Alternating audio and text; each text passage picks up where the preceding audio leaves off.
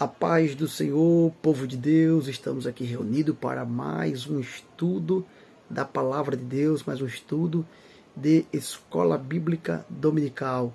Nesta feita vamos estudar a lição de número 6, que tem como tema a sutileza das ideologias contrárias à família. Iremos ressaltar a importância da família enquanto instituição divina e toda a base, todo o fundamento que dá estabilidade a esta família, que são o que eu chamo de princípios inegociáveis. Deus estabeleceu uma base para a família que são princípios inegociáveis. O casamento, no padrão de Deus, ele é heterossexual, ele é monogâmico e ele é indissolúvel. Nós vamos ressaltar esses valores para a família e mostrar como a família está sob o ataque de Satanás, o ataque sutil, sorrateiro. A família hoje, ela é alvo dos ataques de Satanás e a igreja precisa estar atento a essa ameaça, aos perigos ideológicos contrários à família enquanto padrão de Deus. Antes de adentrarmos no nosso estudo bíblico de hoje, se você é novo por aqui, eu quero te pedir: se inscreve no nosso canal, deixa o like, deixa o seu comentário que eu vou responder. E se gostar do conteúdo, compartilha, pois a nossa ideia é realmente fortalecer o canal, porque esse canal é um canal de propagação da Palavra de Deus. Amém? Vamos avante? Nós temos a proposta de texto áureo de Gênesis 2:18, que diz: E disse o Senhor Deus, não é bom que o homem esteja só, far-lhe-ei uma adjutora que esteja como diante dele. Na verdade prática, pensamento do autor, ele diz: dentre os muitos perigos que a sociedade contemporânea enfrenta, estão aqueles de natureza ideológica que planejam destruir a família. E como sempre fazemos em nossos estudos, e eu gosto disso, nós fazemos a leitura da Palavra de Deus. A leitura proposta está em Gênesis 2:18 e 24. E disse o Senhor Deus, não é bom que o homem esteja só, far-lhe-ei uma adjutora que esteja como diante dele. Havendo, pois, o Senhor Deus formado da terra todo animal do campo e toda ave dos céus, os trouxe a Adão para este ver como lhe chamaria. E tudo que Adão chamou a toda alma vivente, isso foi o seu nome. E Adão pôs os nomes a todo gado e às aves dos céus e a todo animal do campo, mas para o homem não se achava adjutora que estivesse como diante dele. Então o Senhor Deus fez cair um sono pesado sobre Adão, e este adormeceu, e tomou uma das suas costelas, e cerrou a carne em seu lugar. E da costela que o Senhor Deus tomou do homem, formou uma mulher, e trouxe a Adão, e disse a Adão, esta é agora osso dos meus ossos, e carne da minha carne, esta será chamada varoa, porquanto do varão foi tomada. Portanto, deixará o varão seu pai, e a sua mãe, e apegar-se à sua mulher, e serão ambos uma só carne. Amado Deus, querido Pai, obrigado pela leitura da Tua Palavra. Continua nos abençoando com o conhecimento da Tua Palavra, Senhor. Ela é vida, ela é libertadora. Continua abençoando todos aqueles que acompanham, Pai, nossos estudos bíblicos através desse canal. Que a Tua bênção, que o Teu favor esteja sobre nós, Pai. Seja conosco, Espírito Santo, nesse estudo. É o que eu te peço, em nome de Jesus. Meus irmãos, antes de adentrar nos tópicos sugeridos, eu quero que você veja comigo um pouco do que as famílias estão sofrendo, as famílias enquanto instituição, as ameaças, o perigo que existe em determinadas ideologias que são totalmente oriundas do inferno. Olha aí esse vídeo. Então cabe a radicalização nossa também de afirmar com todas as letras o que é uma estratégia política crítica antissistêmica. Ah, porque vocês querem destruir a família? Sim. Queremos. Esse vídeo, meu irmão, é de um ativista LGBT com o nome Vitor Zaparoli, que carrega o nome artístico em suas redes sociais de Amanda Palha. Inclusive, se não me engano, foi em 2019 essa fala, em uma palestra em São Paulo, com o tema Democracia em Colapso, se não me engano, se não me foge a memória. Mas está muito claro o posicionamento desse ativista, que é o movimento de todo ativista LGBT, defensores de ideologias que são contrárias à família, que a ideia é justamente essa, é destruir a família, é se posicionar de forma revolucionária para destruir a família. E é assim que o diabo tem buscado atacar a instituição divina, a família que foi construída por Deus, que é um projeto de Deus. E você veja a importância desta lição, considerando que essa fala é apenas a ponta do iceberg de toda uma artimanha do diabo para destruir o grande projeto de Deus, que é a família. A família é um projeto de Deus, é uma instituição divina. Deus instituiu a família. Quando Deus estabeleceu um projeto para a humanidade, Ele incluiu a família.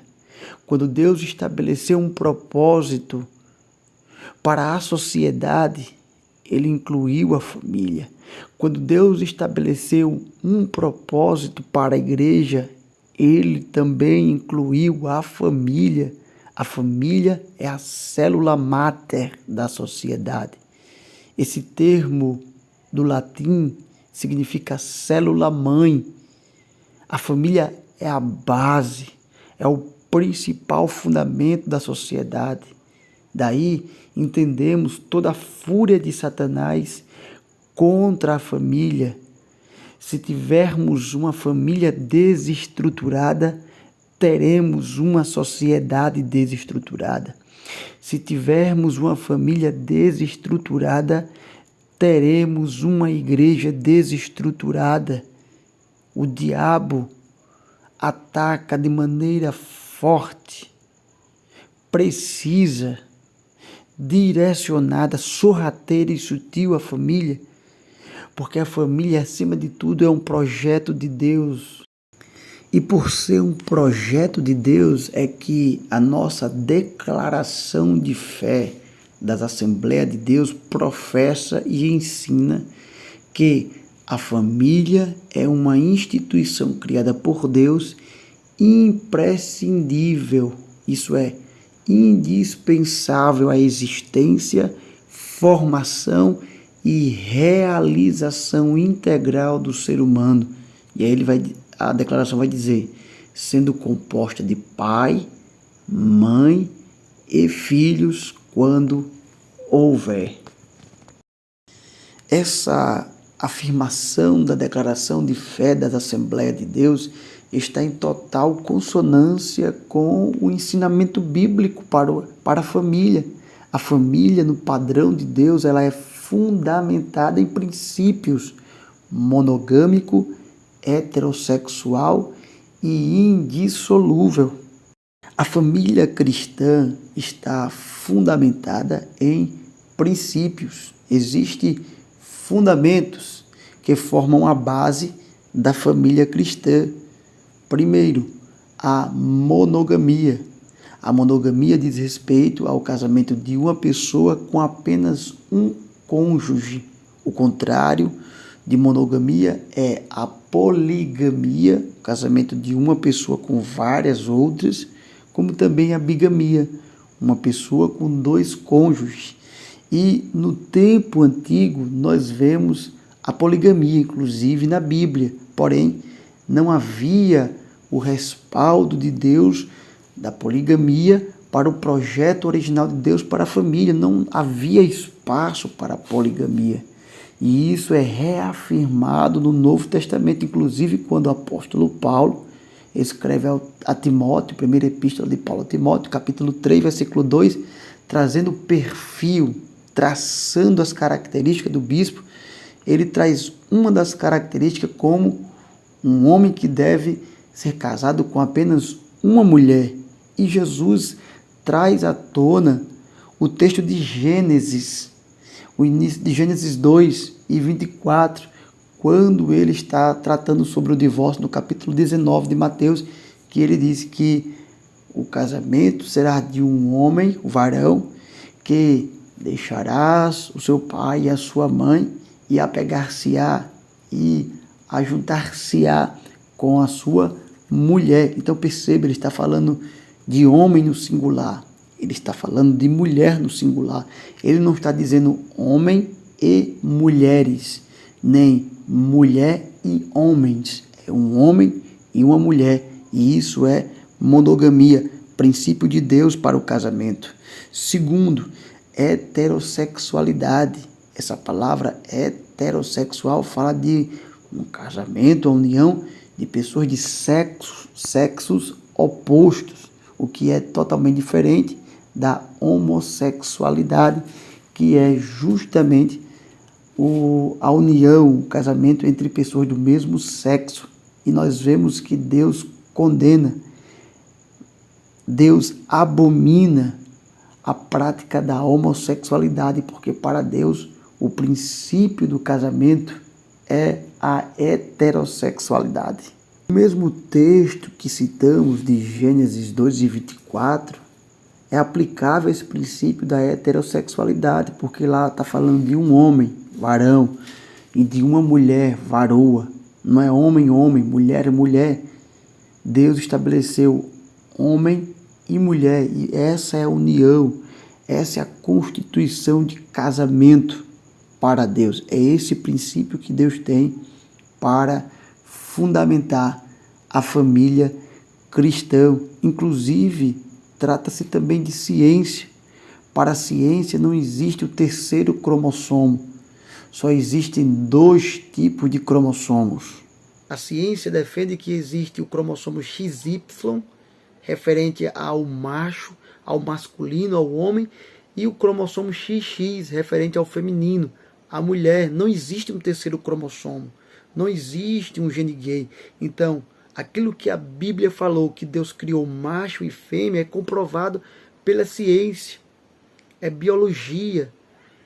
É a própria ciência mostrando que não existe um terceiro cromossomo. E aí, por entenderem que não tem como provar cientificamente, estão indo pela linha ideológica. Eles saem da linha científica para ir para uma linha de construção social. Então, não é que eu nasci assim, não é que eu seja isso, é porque eu fui construído dessa forma. Olha o que eles querem incutir na nossa cabeça, que até a heterossexualidade é uma escolha. E não tem escolha nisso. É o que nós somos. É a ordem natural das coisas. Mas eles querem tirar desse campo da ordem natural para quererem trazer uma abordagem social ideológica para nos fazer acreditar que minha escolha, que é o fato de eu ser heterossexual, isso é uma escolha que eu fiz. Porque na verdade é eu quem escolho o meu sexo. É eu quem escolho o meu gênero. E cientificamente não é assim. E, acima de tudo, biblicamente não é dessa forma. E nós devemos aproveitar essa oportunidade para ressaltar o valor da heterossexualidade como fundamento e princípio do casamento. E não nos deixar levar pelo que estão chamando do que nós chamamos de mordaça gay. Não podemos entrar por esse caminho de um patrulhamento ideológico, em que nós somos cerceados de nossa liberdade de expressão, visto que não podemos mais fazer nenhuma crítica a uma ideologia, como a ideologia de gênero, por exemplo, que logo somos rotulados como o quê? Preconceituosos e intolerantes. Então querem colocar uma mordaça gay em nós, e nós temos princípios, nós enxergamos o mundo de uma forma que não é nenhuma novidade de vida, mas aquilo que permeou por todas as sociedades, as mais antigas que podemos imaginar. E vou lhe dizer uma coisa, todas as sociedades que destruíram o casamento e a família nos moldes tradicionais, conforme o projeto de Deus, tiveram o seu fim, meu irmão. Tiveram o fim pela corrupção de suas bases morais e espirituais. É por isso que o diabo quer atacar ideologicamente esta instituição família, inclusive, como eu falei, através da ideologia de gênero, que é um ponto que deve ser muito abordado, professor de escola dominical, na sua aula presencial, porque é o momento em que deve se falar da teoria queer ou genderqueer. Nós devemos tomar muito cuidado com essa teoria queer, essa ideologia de gênero, que tem como principal porta-voz a filósofa Judith Butler, para ela, o fato de eu ser homem ou a mulher ser mulher não tem a ver com o biológico, mas isso é uma construção social. Então, se hoje eu me posiciono como um homem, como heterossexual, não é uma ordem natural das coisas, mas sim uma escolha, uma opção que se faz, uma orientação que se tem. É por isso que ela usa o termo heteronormatividade. Não no sentido da ordem natural das coisas, do fluxo natural, do que é o homem, do que é o macho, do que é a fêmea, do que é composto da própria biologia do corpo humano, a anatomia do corpo de um homem e de uma mulher. Não, isso é construção social. Olha a confusão que isso dá. Então eu posso ter nascido com um corpo de homem, mas dentro de mim existe uma mulher, ou uma mulher, ela pode nascer com o corpo de uma mulher e ter dentro de si um homem. Então é a opção que você faz. E gênero não tem relação com o sexo, com a biologia. Para ela, gênero é algo que não está ligado ao sexo, mas uma construção social. Então, alguém pode ter um corpo masculino, mas se sentir feminina, ou possuir um corpo feminino e se sentir masculino. Então, ninguém nasceu homem, ninguém nasceu mulher. Isso é uma construção social. E isso é confuso na cabeça de muita gente, ainda mais quando você pode não ser nem uma coisa nem outra. E aí surge aqueles monte de nome, de letras LGBT, aí lá tem o Q, eu acho que hoje está LGBTQIA+.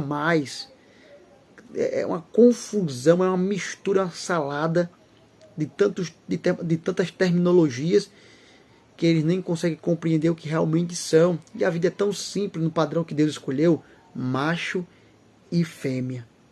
Mas a ideologia de gênero gera essa confusão, porque é um ataque de Satanás para destruir a família. E sabe o que é mais terrível nisso? É que envolve até os nossos filhos, as nossas crianças. Porque a ideia de Satanás não é atingir os adultos, as pessoas formadas, mas até as nossas criancinhas. Como, por exemplo, a ideologia de gênero prega que numa escola não deve ter um banheiro masculino e feminino. Então, um marmanjo, um malandrão lá pode chegar e dizer: eu tenho um corpo de homem, mas tem uma mulher dentro de mim. Então, como me sinto mulher, eu posso entrar no banheiro feminino. E a sua filha está lá no banheiro feminino. Você está entendendo a jogada de Satanás? E olha o que é interessante. Eles querem realmente inculcar isso nos nossos filhos. Essa ideologia de gênero. Hitler, ele sabia sobre a importância de doutrinar as crianças. Tanto é que em 1963, Hitler ele fez um discurso dizendo o seguinte: quando o oponente declara, eu não passarei para o seu lado, ele diz, eu calmamente digo, seu filho já pertence a nós. Aí ele pergunta, o que você é? Você passará. E assim o diabo também tem agido, atacando as nossas crianças, querendo doutriná-las com a ideologia de gênero, querendo ensinar nossas crianças que ela não é menino nem é menina.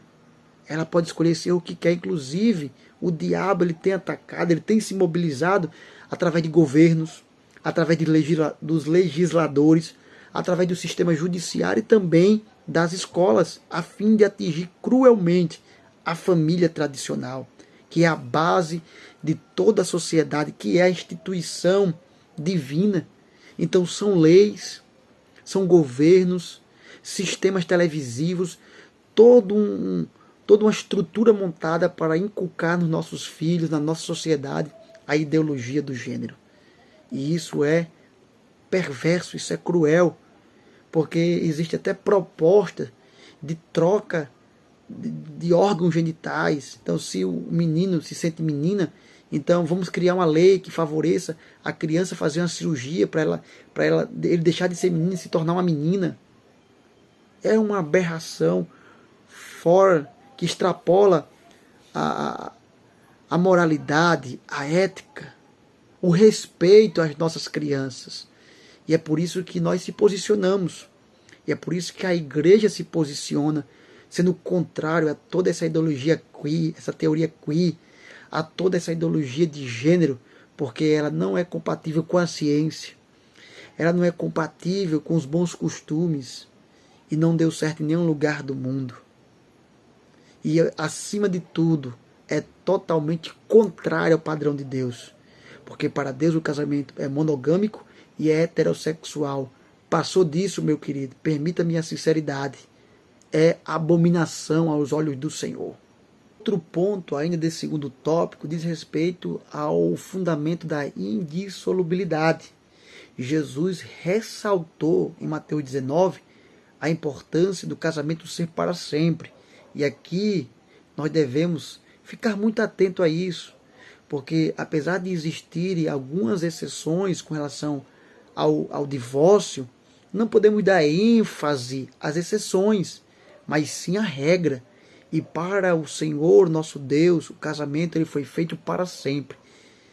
O divórcio não estava no plano original de Deus.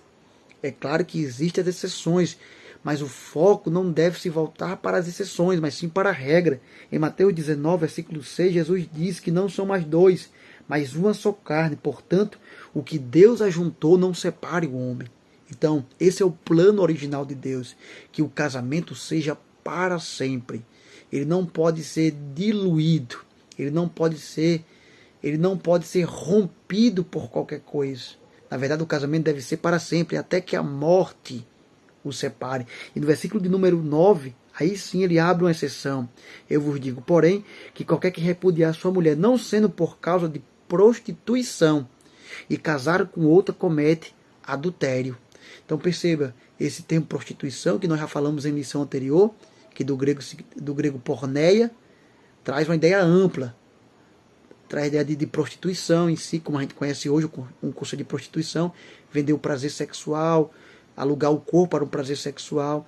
Tem a ideia de pornografia, que é diferente de prostituição, tem a ver com adultério, com fornicação, um termo amplo, esse termo porneia no grego. Mas aqui, em Mateus 19, grande parte dos estudiosos acredita que Jesus está falando do adultério, inclusive a nossa declaração de fé das Assembleias de Deus. Então, essa é uma ressalva de Jesus para a permissividade do divórcio, quando acontece por adultério. Paulo também falou, lá em 1 Coríntios, capítulo 7, versículo 15, sobre a questão do abandono. E é importante atentarmos para isso, porque essa é outra ressalva, essa é outra exceção. Mas como eu tenho dito, não podemos dar ênfase a essas exceções. Tanto a do abandono, a questão do casamento misto, quando o cônjuge que não é crente não quer permanecer no casamento e de alguma forma ele não quer continuar com aquele casamento e abandona e maltrata. Então existe sim essa exceção, como também do adultério. Ainda assim devemos valorizar e frisar a importância do perdão. Sempre há oportunidade para mudança de vida. Se o cônjuge cometeu adultério, dê a oportunidade de perdão. Se você consegue liberar perdão, então libere. Apesar de que, claro, se houve adultério, Jesus permite que haja o divórcio, como também pelo abandono. Mas, acima de tudo, devemos frisar a importância do perdão. Como cristão que nós somos e fomos perdoados, alcançados por causa do perdão de Deus, também somos imbuídos pelo amor de Deus para também liberar perdão. Então, é muito importante esse fundamento da indissolubilidade do casamento, para não fixarmos a nossa mente nas exceções, mas sim na regra. E a regra é essa: o casamento é para sempre, apesar de que existe sim as exceções. No último tópico, nós vamos falar sobre os princípios bíblicos para uma família sólida. Uma família que está firme contra todo o ataque de Satanás. Destacando o papel dos pais na formação cristã dos seus filhos, na educação cristã, que eles têm que cumprir, pois essa função foi dada aos pais. E também enxergando o papel vital da igreja para corroborar, para contribuir para que a família esteja consolidada, esteja fortalecida contra todo o ataque de Satanás. Nesse primeiro ponto em que vamos falar sobre o papel dos pais, e aí entra a figura paterna e a figura materna, que tem a incumbência de cuidar e de transmitir valores aos filhos. E isso é visto desde o tempo antigo, desde o antigo Israel. Os pais, eles representavam a autoridade de Deus e por isso tinham a função de ensinar e orientar os filhos desde pequenos. Os filhos, desde cedo, meu irmão, ele já participava de cultos domésticos, das festas, e havia pequenos cerimoniais. Ali eles ouviam narrativas bíblicas, aprendiam sobre histórias de homens de fé, de mulheres de fé, sobre os salmos, aprendiam a adoração a Deus, e tudo isso era instrução familiar. Ocorria nesse ambiente familiar e que se estendia até o trabalho, que por vezes era no roçado, era no comércio, era nas portas, era nas ruas. Quando nós vamos para Deuteronômio, capítulo 6 em diante, está escrito que a orientação de Deus para os pais era essa: e estas palavras que hoje te ordeno estarão no teu coração, e as intimarás a teus filhos, e delas falarás assentando-te e levantando-te. Também as atarás por sinal na tua mão, e te serão por testeiras entre os teus olhos, e as escreverás nos umbrais de tua casa e nas tuas portas. A responsabilidade grande, tamanha, que os pais têm de educar os seus filhos na palavra de Deus. Meu irmão, não existe algo tão importante como isso. Não existe um legado maior do que esse que podemos deixar para os nossos filhos: os ensinamentos da palavra de Deus.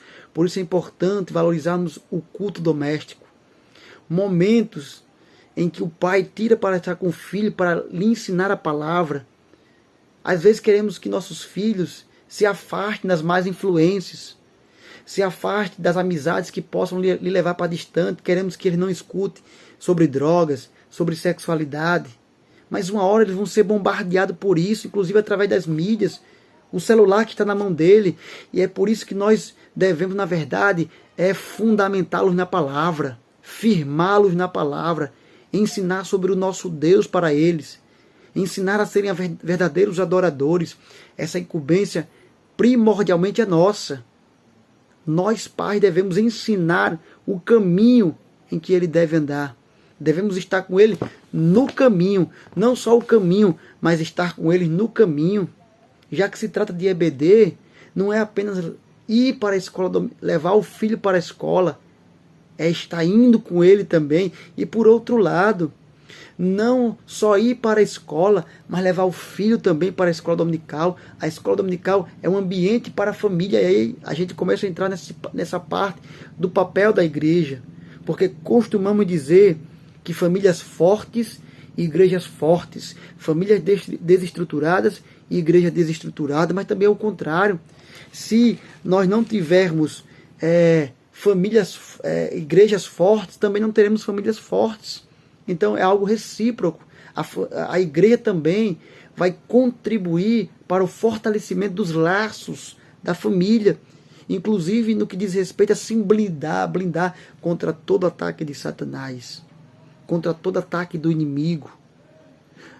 A igreja tem um papel muito importante nessa consolidação da família, para que a família seja sólida, ela seja robusta, seja fortalecida, esteja firmada na rocha. Eu aproveito a oportunidade para dizer que é muito importante o culto de família, e que esses cultos sejam aproveitados para fortalecer as famílias, para orar pelas famílias. É aquele momento de focar em família. Seminário de família dentro da igreja, deve haver isso. Instruções direcionadas a casamento, a educação cristã, a educação dos filhos. É preciso ressaltar esses valores, ressaltar a importância também do que já falei anteriormente, família na escola bíblica dominical. Então, a igreja tem sim também o seu papel para fazer da família algo sólido, uma instituição forte. Então veja, de um lado pais colaborando para a formação cristã do seu filho, para tornar a família forte, e aí a figura paterna é uma figura muito importante, porque, querendo ou não, o pai tem a figura daquela figura sacerdotal dentro de casa, porque a nossa casa é a nossa primeira igreja, e a igreja também, enquanto instituição, tem a sua importância para fortalecer a família. Então, meus irmãos, devemos ter muito cuidado, porque os ataques de Satanás são ferrenhos contra a família e nós não podemos nos calar. Nós devemos se posicionar contra toda ideologia, contra todo movimento, contra todo ataque sorrateiro de Satanás. Como vamos fazer isso? Em oração, na palavra e também determinados a levantar a bandeira da palavra de Deus. Não podemos nos recuar diante dos ataques. Temos sim que se posicionar como cristãos, como salvos, naquilo que nós acreditamos. Temos sim que sair da defensiva, como disse lá aquele cidadão na palestra, que a ideia é essa, é atacar a família, é desconstruir a família. Então nós também temos que se posicionar. Mas diferentemente do que eles querem destruir a família, nós queremos valorizar a família, defender a família, defender as nossas crianças. Que Deus em Cristo Jesus abençoe a sua igreja. Não deixe de se inscrever em nosso canal, não deixe de compartilhar, não deixe de deixar o seu comentário para que a gente possa fortalecer esse canal em nome de Jesus.